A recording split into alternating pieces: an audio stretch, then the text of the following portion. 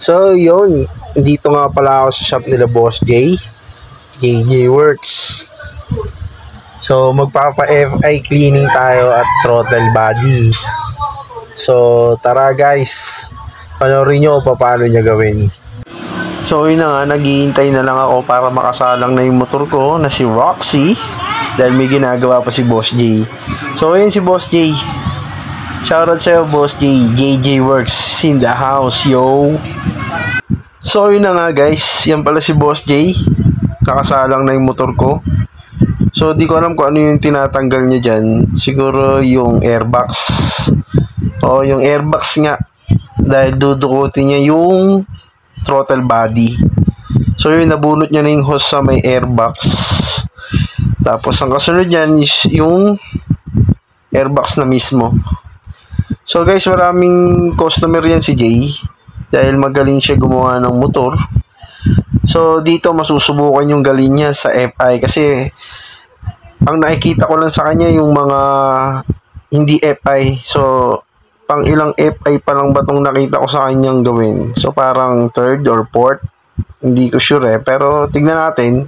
Yun na nga, natanggal na nga niya yung airbox. So nakita ko na yung throttle body ko, sobrang itim na. So, kailangan na talagang linisan. Yun na nga guys, binabaklas na rito ni Boss J yung mga tornilyo ng throttle body. Dahil para malinisan niya na maayos. So, tara guys. So, yun na nga guys, nabaklas na ni Boss J yung mga socket ng sensor, yung sa ISC. So, yung shop pala nila dito, malapit lang sa Happy 99. So, yan pala yung shop nila Boss J. Dito yan sa may Maligaya.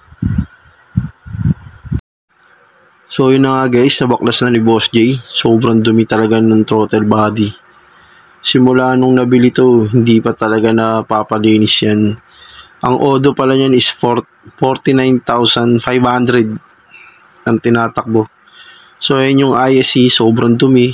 May putik-putik na rin. Kaya yan guys, makikita nyo. Yan din yung manifold. Halos sobrang dilim yung loob. Parang akala mo kanal. So mamaya guys, makikita nyo kung paano yan linisin ni Boss J. So yan pala yung engine. All stock yan. So yun na nga guys. Nag-uumpisa na si Boss J magbaklas ng mga tornilyo sa throttle body. So binilisan ko na pala yung video rito. Papakita ko na lang sa inyo kung paano niya nalinis ng maayos yung mga parts. Tara! Let's go!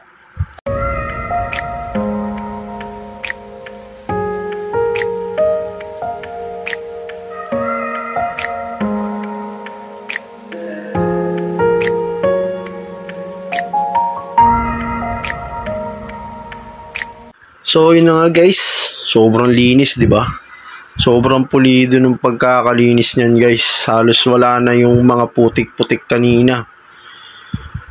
So quality talaga si Boss J. Kaya shoutout sa'yo Boss J. So yung manifold naman yung sinunod ni Boss J.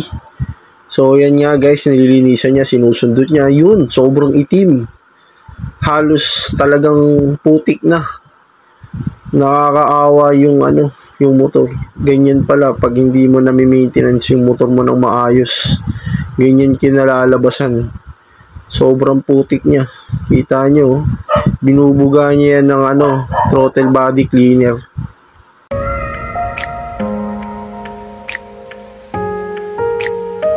So finally, sobrang linis na, di ba? Kung titignan nyo kanina, sobrang putik niya. So ito, sobrang linis na. So yun na nga guys, nililinisan nyo na yung ISC. So ang ISC pala guys, yan yung nagko-control sa minor. So sobrang putik na rin siya. So yun na nga guys, iniisa-isa nyo nang assemblein ulit yun sa throttle body. Binabalik nyo na yung mga ISC, yung manifold, yung gasket, yung mga dapat ibalik.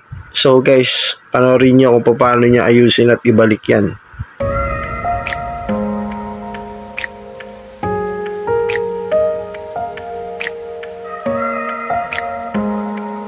So finally, naikabit na lahat.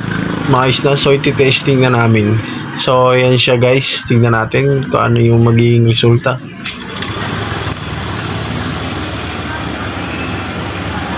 So, ito nga pala yung pangalawang testing namin dahil may problema. Hindi bumababa yung minor niya. Siguro hindi lang makuha ni Boss D yung tamang timing sa ISC. So, yan guys, so tignan nyo, sobrang taas. Halos nasa 2,000 RPM siya. So, ang tagal nyo bumaba. So, hindi ko alam kung kaya ba ni Boss J. So, yun na nga guys, 3 PM na ng hapon. So, 11 AM pa lang ng tanghali, nandito na ako, nagpagawa na ako. So, wala pa akong lunch. So, nag-decide na ako dalhin siya sa Yamaha. So, yun na nga guys, dito na ako sa Yamaha sa Bate. So, dito na ako lumipat dahil hindi nga magawa ng maayos ni Boss J.